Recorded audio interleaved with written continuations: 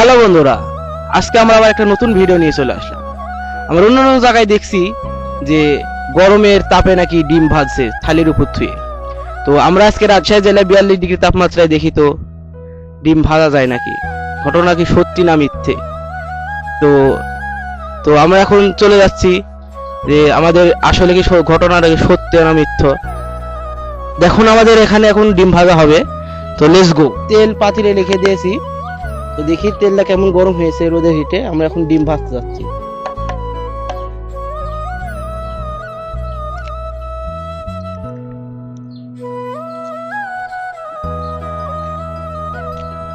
দেখুন আমাদের ডিমটা কিন্তু রোদের হিটের মতন বা আগুনে যেরকম আমরা হিট করলে সাদা হয়ে যায় তেমন হয়ে গেছে। দেখেন সাদা সাদা হয়ে উঠছে কেবল।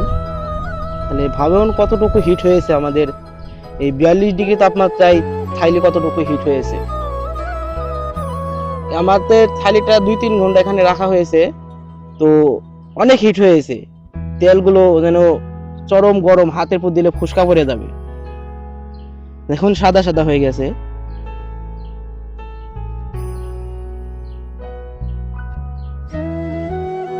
তো বন্ধুরা, তো দেখতেই পাচ্ছেন যে আমাদের এখন ডিমটা আসলে ভাজা যাচ্ছে। তো ঘটনাটা সত্যি অনেক। তো বন্ধুরা, আমাদের ভিডিওটা যদি আপনাদের ভালো লাগে থাকে তাহলে লাইক, কমেন্ট, শেয়ার করবেন এবং সাবস্ক্রাইব করবেন। আমাদের পেজটিতে ফলো দিয়ে রাখুন। সবাইকে ধন্যবাদ।